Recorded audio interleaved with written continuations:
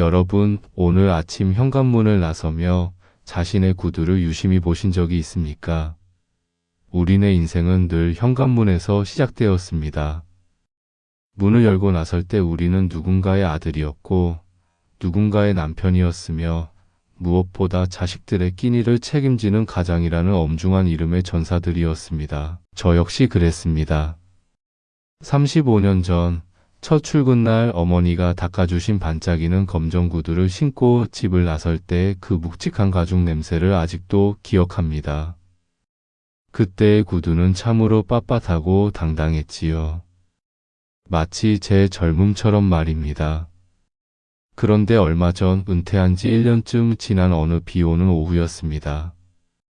쾌쾌한 신발장 깊숙한 곳에서 예전에 신던 낡은 정장 구두 한 켤레를 꺼냈습니다. 그런데 이상하더군요. 35년을 신어온 제 발의 역사인데도 그 구두가 마치 처음 보는 타인의 물건처럼 낯설게 느껴졌습니다. 손바닥으로 구두굽을 쓸어보았습니다. 을에 달아 있겠거니 생각은 했지만 제 손에 닿은 감촉은 생각보다 훨씬 처참했습니다. 바깥쪽 굽이 비스듬히 깎여나가 마치 벼랑 끝에 간당간당하게 매달린 형국이었습니다. 그 닳아버린 굽을 보는데 가슴 한구석이 찌릿했습니다. 이 불균형한 굽이야말로 제가 살아온 방식 그 자체였기 때문입니다. 남들에게 뒤처지지 않으려고, 그 지독한 경쟁 사회에서 밀려나지 않으려고 저는 늘 한쪽으로 힘을 준 채 비틀거리며 걸었던 것입니다. 거래처 직원의 비위를 맞추느라 술자리를 전전하고 상사의 지시 한마디에 자존심을 구겨 넣으며 걷던 그 길들이 이 구두 굽에 고스란히 박혀 있었습니다. 집안의 대소사는 아내에게 전담시키고 아이들이 몇 학년인지도 모른 채 새벽같이 구두끈을 조여 매던 그 시절. 저는 가족을 위해서라고 말했지만 사실은 무너지는 제 구두 굽을 바로잡을 용기가 없었던 것은 아니었을까요? 은퇴하던 날의 이야기를 좀 해볼까 합니다. 마지막 퇴근길, 동료들의 박수를 뒤로하고 회사를 나설 때 저는 사실 대단한 해방감을 느낄 줄 알았습니다. 이제 이 지긋지긋한 구두를 안 신어도 되겠구나. 내일부터는 편한 운동화만 신고 살리라. 라고 호기롭게 외쳤지요. 하지만 다음날 아침 제 몸은 배신처럼 기억을 작동시켰습니다. 새벽 6시가 되니 눈이 번쩍 뜨이고 무의식 중에 양복 바지를 찾고 있었습니다. 거실로 나가보니 아내는 평소와 다름없이 집안일을 하고 있고 세상은 여전히 바쁘게 돌아가는데 오직 나만 시계 태엽이 빠진 고물시계처럼 멈춰 서 있었습니다. 그날 이후 저는 한동안 현관문을 나서지 못했습니다.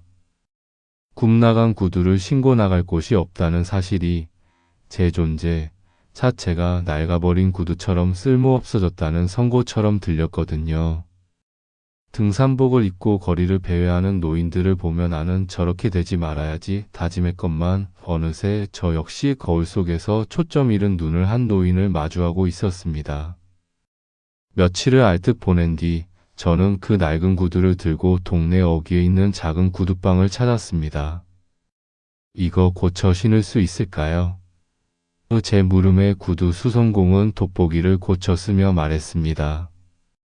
아이고 굽만 갈면 새 것처럼 멀쩡하겠는데요. 가죽은 아직 튼튼합니다. 그 말 한마디가 제 가슴을 쳤습니다. 아, 굽만 갈면 되는구나. 내 인생도 다 끝난 게 아니라 너무 한쪽으로만 치우쳤던 굽을 평평하게 갈아 끼우는 시간이 필요했던 것이구나. 수선공의 망치질 소리가 리듬감 있게 들려왔습니다. 탕탕탕.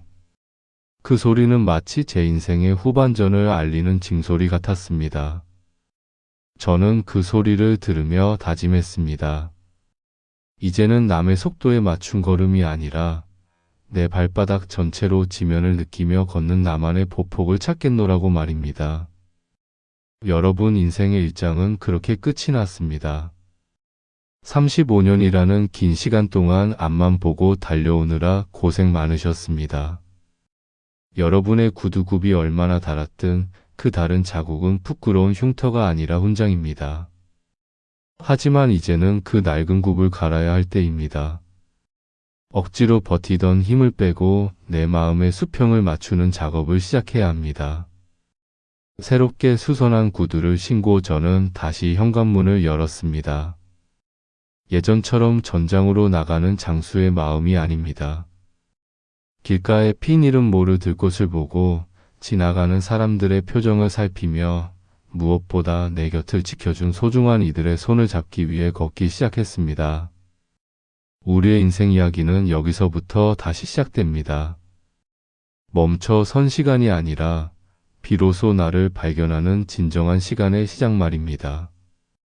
직장이라는 거대한 울타리를 벗어나 집으로 돌아온 첫 몇 달, 저는 비로소 깨달았습니다. 제가 30 넘게 지켜왔다고 믿었던 이 집이 사실은 저에게 가장 낯선 공간이었다는 사실을요. 아침 8시만 되면 모두가 각자의 전쟁터로 떠나고 저 혼자 남겨진 거실은 적막하기만 했습니다. 가끔 주말에 보던 거실은 화목한 보금자리였는데 평일 낮에 거실은 마치 내가 초대받지 못한 파티장처럼 생경했습니다. 아내는 저와 상관없이 바쁘게 움직였고 가끔 방에서 나오는 자식들은 아빠 아직 안 나갔어? 라는 눈빛으로 저를 스쳐 지나갔습니다. 어느 날 오후 소파에 가만히 앉아있는 제 모습이 베란다 창문에 비치더군요. 그 모습이 꼭 망망대해에 홀로 떠있는 섬 같았습니다. 평생을 가족을 위해서 살았다고 자부했는데 막상 가족들 곁으로 돌아오니 내가 앉을 자리가 보이지 않는 이 역설. 여러분도 혹시 느껴보셨습니까? 처음엔 서운함이 앞섰습니다. 내가 누구 때문에 그 고생을 하며 돈을 벌어왔는데 이제 와서 나를 투명인간 취급하나? 라는 보상 심리가 고개를 들었죠. 그래서 저는 해서는 안 될 실수를 하기 시작했습니다. 바로 간섭과 훈수였습니다. 아내가 된장찌개를 끓이면 간이 짜네, 물 좀 더 넣지라고 참견을 하고 30이 다 된 아들에게는 직장 생활은 그렇게 하는 게 아니다라며 옛날 이야기를 늘어놓았습니다. 저는 그것이 가장으로서의 조언이자 관심이라고 믿었습니다. 하지만 제 입이 열릴수록 가족들의 방문은 굳게 닫혔습니다. 특히 아내와의 갈등은 정점에 달했습니다. 평생 살림을 도맡아온 아내에게 저는 불청객이었습니다. 아내의 동선을 방해하고 사사건건 논리를 따지는 저를 향해 아내는 어느 날 차갑게 말하더군요. 당신은 돈만 가져다 주면 다인 줄 알았지? 우리가 어떤 마음으로 그 시간들을 견뎠는지 한 번이라도 물어본 적 있어? 그 말은 제가 평생 쌓아온 가장이라는 성벽을 단숨에 무너뜨렸습니다. 한동안 냉전이 이어졌습니다. 혼자 산책을 하며 곰곰이 생각했습니다. 나는 왜 가족들에게 환영받지 못하는가? 그러다 문득 깨달았습니다. 저는 가족을 사랑한 것이 아니라 가족을 부양하는 내 모습을 사랑했던 것이었습니다. 아내가 혼자 아이들을 키우며 겪었을 외로움, 아이들이 사춘기 시절 아빠의 빈자리를 느끼며 삼켰을 눈물. 저는 그 감정의 언어들을 배울 기회를 스스로 걷어찼던 겁니다. 저는 대화를 시작하기로 했습니다. 하지만 이번엔 제 말을 전하는 대화가 아니었습니다. 듣는 대화였습니다. 어느 저녁 용기를 내어 아내 곁에 앉았습니다. 그리고 물었습니다. 당신 그동안 참 힘들었지? 내가 모르는 당신 이야기가 듣고 싶어. 처음엔 시큰둥하던 아내가 하나둘 이야기를 꺼내기 시작했습니다. 아이가 아팠을 때 혼자 병원 응급실에서 밤을 지새운 이야기, 명절 때마다 겪었던 서러움, 그리고 남편의 무관심에 포기하고 살았던 꿈들. 저는 그저 고개를 끄덕이며 듣기만 했습니다. 그런데 신기하게도 제가 말을 줄일수록 아내의 목소리는 커졌고 우리 사이의 공기는 부드러워졌습니다.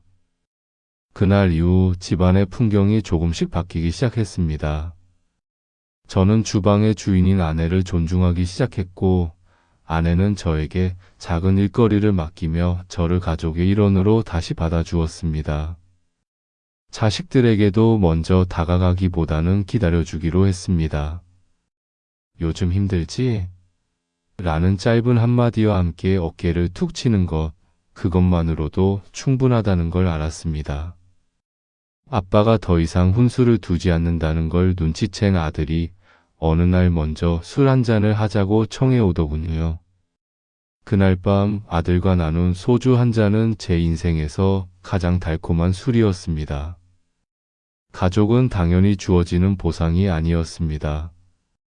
끊임없이 가꾸고 다듬어야 하는 정원이었습니다. 잡초를 뽑아주고 물을 주듯 서로의 감정을 살피고 다독여야만 비로소 향기로운 꽃이 피어나는 곳이 바로 집이었습니다. 여러분, 우리는 오랜 시간 바깥 사람으로 살았습니다. 하지만 이제는 안 사람이 되어야 할 시간입니다. 체면을 내려놓고 권위를 내려놓고 그 자리에 공감과 경청을 채워 넣으십시오. 지금 옆에 있는 아내의 손을 가만히 한번 잡아보세요. 마디가 굵어지고 거칠어진 그 손이 바로 여러분의 인생을 지탱해온 뿌리입니다.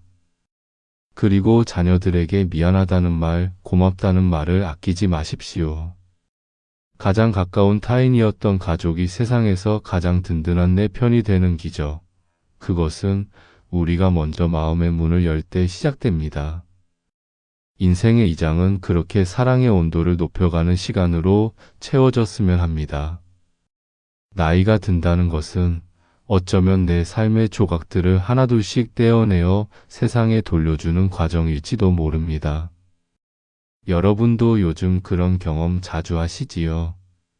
어느 날 무심코 휴대전화 연락처를 넘기다 보면 이제는 다시 전화를 걸어도 받지 않을 이름들 앞에서 손가락이 멈추곤 합니다. 예전엔 결혼식 청첩장을 받는 게 일상이었는데 이제는 부고 문자가 그 자리를 대신합니다. 검은 넥타이를 매는 일이 잦아질수록 우리는 거울 속에 나 자신에게 묻게 됩니다. 다음은 누구일까? 그리고 나는 어떻게 기억될 것인가? 60을 넘어서며 겪는 가장 큰 변화는 육체의 노화보다도 상실에 익숙해짐일 것입니다. 평생을 함께할 것 같았던 동료, 소주 한 잔에 울고 웃던 친구, 그리고 나를 세상에 있게 한 부모님. 그 소중한 존재들이 하나둘 곁을 떠나갈 때 우리 마음엔 메워지지 않는 커다란 구멍이 생깁니다. 저에게는 고등학교 시절부터 50년 넘게 우정을 이어온 철수라는 친구가 있었습니다. 은퇴 후에도 매주 등산을 하며 우리는 90까지 이 산에 오르자고 호기롭게 약속했었지요. 그런데 작년 가을 그 친구가 갑작스럽게 세상을 떠났습니다. 장례식장에서 돌아오던 날 저는 아무것도 할 수 없었습니다. 아내가 차려준 밥상 앞에서도 멍하니 앉아만 있었죠. 밥알이 모래알처럼 씹혔습니다. 슬픔보다 더 무서운 건 허망함이었습니다. 이렇게 쉽게 가는 것을 우리는 왜 그렇게 아등바등 살았을까? 한동안 저는 집 밖을 나가지 못했습니다. 산에 가도 친구의 웃음소리가 들리는 것 같고 단골 술집에 가도 빈 의자가 자꾸 눈에 발렸거든요. 상실은 예고 없이 찾아와 우리 삶의 균형을 사정없이 흔들어 놓습니다. 특히 감정을 억누르는 것이 미덕이라 배우며 자란 우리 세대 남성들에게 이 이별의 슬픔은 표현할 길 없는 거대한 바위처럼 가슴을 짓누릅니다. 슬픔에 잠겨 지내던 어느 날 우연히 서재에서 먼지 쌓인 앨범을 꺼내 보았습니다. 그 속엔 젊은 날의 우리들이 환하게 웃고 있더군요. 친구와 함께 어깨 동무를 하고 찍은 빛바랜 사진 한 장. 그 사진을 가만히 들여다보며 깨달았습니다. 친구가 떠난 것은 맞지만 그와 함께 나눈 대화, 그가 건넸던 따뜻한 위로, 그리고 우리가 공유했던 그 뜨거웠던 시간들까지 사라진 것은 아니라는 사실을요. 상실은 무언가가 완전히 없어지는 것이 아니라 형태가 바뀌는 것임을 알게 되었습니다. 이제 친구는 내 곁이 아니라 내 안에 존재하게 된 것이죠. 저는 슬픔을 억지로 밀어내지 않기로 했습니다. 충분히 그리워하고 충분히 아파하기로 했습니다. 눈물이 나면 참지 않았습니다. 그렇게 슬픔을 환대하고 나니 역설적으로 마음이 조금씩 가벼워졌습니다. 떠난 이들을 추억하는 것은 고통이 아니라 남겨진 자가 할 수 있는 가장 숭고한 예우라는 것을 저는 상실의 계절을 건너며 배웠습니다. 이별을 경험하며 얻은 또 하나의 깨달음은 죽음은 삶을 비추는 거울이라는 점입니다. 누군가의 마지막을 배웅하며 우리는 나의 남은 시간을 어떻게 쓸 것인가를 배웁니다. 예전엔 죽음이라는 단어를 피하려고만 했습니다. 재수 없는 이야기라고 치부했죠. 하지만 이제는 압니다. 끝이 있다는 사실을 인정할 때 비로소 오늘 마시는 차 한 잔, 아침에 마주하는 햇살, 곁에 있는 사람의 온기가 얼마나 기적 같은 선물인지 알게 된다는 것을요. 우리는 이제 인생의 황혼기에 서 있습니다. 해가 진다는 것은 어둠이 오는 예보이기도 하지만 온 세상을 붉고 아름답게 물들이는 마지막 찬스이기도 합니다. 상실의 아픔에 사로잡혀 남은 노후를 놓치지 마십시오.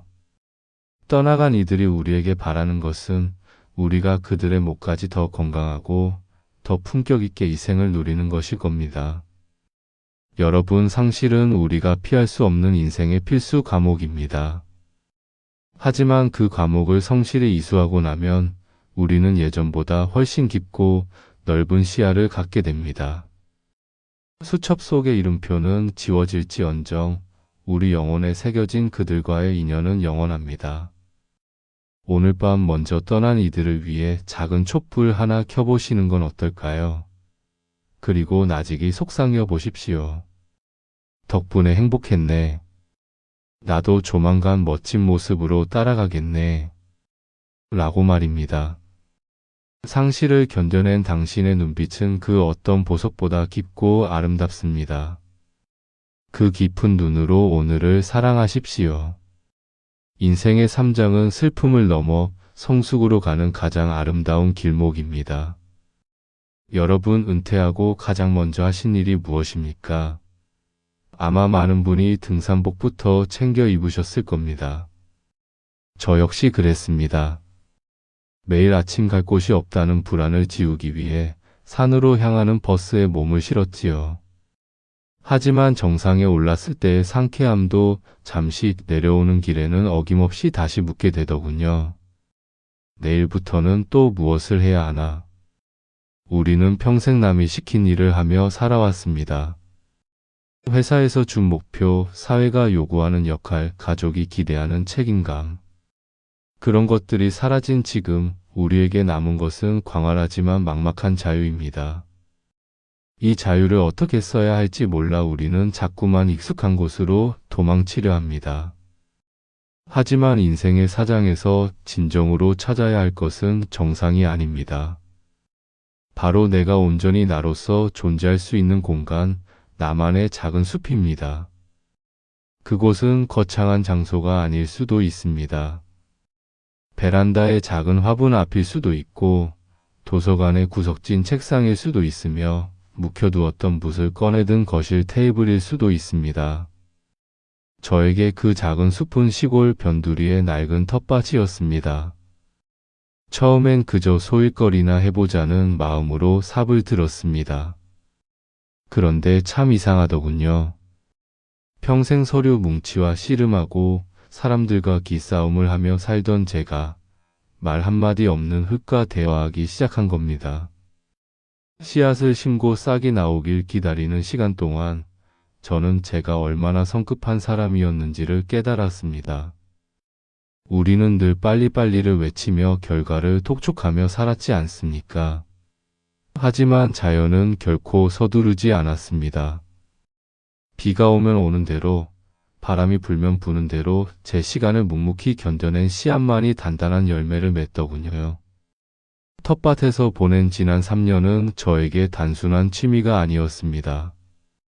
아무것도 하지 않아도 괜찮다. 그저 뿌리를 내리고 견디는 것만으로도 너는 충분히 가치 있다라고 위로해주는 치유의 시간이었습니다. 남들에게 보여주기 위한 성과가 아니라 오로지 나의 만족을 위해 땀 흘리는 기쁨. 그것이 제가 60년 만에 처음 느껴본 진짜 노동의 행복이었습니다. 많은 동료가 저에게 묻습니다. 그렇게 혼자 있으면 외롭지 않으냐고 말입니다. 맞습니다. 혼자 있는 시간은 처음엔 두렵고 외롭습니다. 하지만 외로움 롤리너스가 고독 살러투드은 엄연히 다릅니다. 외로움이 타인에게 소외되어 느끼는 고통이라면 고독은 혼자 있는 즐거움을 선택하는 능력입니다. 저는 이 시간을 이용해 평생 해보고 싶었지만 참아왔던 공부를 시작했습니다. 인문학 강의를 듣기도 하고 삐뚤빼뚤한 글씨로 일기를 쓰기도 합니다. 젊은 시절엔 돈이 안 된다고 무시했던 것들이 이제는 제 영혼을 가장 풍요롭게 채워줍니다. 여러분, 이제는 타인의 시선이라는 감옥에서 걸어 나오십시오. 이 나이에 배워서 뭐 하나라는 말은 우리 스스로를 낡게 만드는 주문일 뿐입니다. 내가 무엇을 할 때 눈이 반짝이는지, 무엇을 볼 때 가슴이 뛰는지 다시 한번 점검해 보십시오. 나만의 작은 즐거움을 발견하는 순간, 우리 인생의 노년은 무료함이 아니라 새로운 호기심으로 가득 차게 될 것입니다. 나만의 작은 숲이 풍성해지면 신기하게도 그 숲으로 사람들이 찾아오기 시작합니다. 저는 제가 키운 채소들을 이웃과 나누며 새로운 인연을 맺었습니다. 예전처럼 명함을 주고받으며 맺는 비즈니스 관계가 아니라 사람 대 사람으로 맺어지는 따뜻한 연결이었습니다. 취미를 통해 만난 사람들은 나이나 직급을 묻지 않습니다. 그저 우리가 함께 즐기는 그 대상에 대해 이야기꽃을 피웁니다. 올해 상추 농사는 어떠냐? 그 책의 그 구절이 참 좋더라. 이런 사소하고 담백한 대화가 우리 삶에 얼마나 큰 위로가 되는지 모릅니다. 혼자만의 시간을 밀도 있게 채울 줄 아는 사람만이 타인과도 건강하게 교류할 수 있습니다. 자신의 숲을 잘 가꾼 사람은 향기가 나기 때문입니다. 그 향기는 억지로 꾸민 향수가 아니라 세월의 풍파를 견뎌낸 나무에서 배어나오는 묵직하고 은은한 향기입니다. 이제 여러분께 묻고 싶습니다. 당신을 숨쉬게 하는 당신만의 작은 숲은 어디입니까? 아직 찾지 못했다면 서두르지 마십시오. 오늘부터라도 내가 무엇을 할 때 행복한지 아주 사소한 것부터 적어 내려가 보십시오.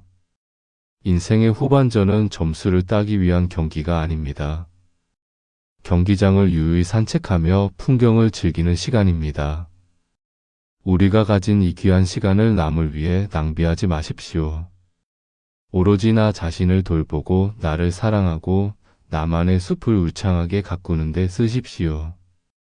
그 숲에서 여러분은 다시 청년처럼 설레는 자신을 발견하게 될 것입니다. 사장의 문을 열고 당신만의 초록빛 세상을 향해 한 걸음 내디디시길 응원합니다. 여러분, 어느덧 우리의 긴 여행도 마지막 장에 다다랐습니다. 하루 중 하늘이 가장 화려하게 빛나는 때가 언제인지 아십니까? 태양이 중천에 떠있는 정오가 아니라 서산 너머로 지기 직전의 낙조의 시간입니다. 온 세상을 붉고 황홀하게 물들이는 그 노을 말입니다. 인생도 이와 같습니다. 청춘의 뜨거웠던 열기도 중년의 치열했던 분투도 모두 귀한 시간이었지만 저는 감히 지금 이 순간 우리가 서 있는 인생의 황혼이야말로 가장 아름다운 시간이라 말하고 싶습니다. 이제는 무엇을 더 채우기 위해서가 아니라 가진 것을 잘 갈무리하고 비워내어 진정한 나 자신을 완성하는 단계에 접어들었기 때문입니다. 처음 1장에서 이야기했던 그 낡고 굽나간 구두를 기억하십니까? 이제 저는 그 구두를 고쳐 신고 다시 길 위에 서 있습니다. 하지만 예전처럼 조급하게 뛰지 않습니다. 이제 제 구두는 땅을 밟는 소리조차 부드러워졌습니다. 돌이켜보면 우리는 참으로 성공이라는 단어에 매몰되어 살았습니다. 더 높은 직급, 더 넓은 아파트, 더 좋은 차. 그것들이 우리 인생의 성적표인 줄 알았죠.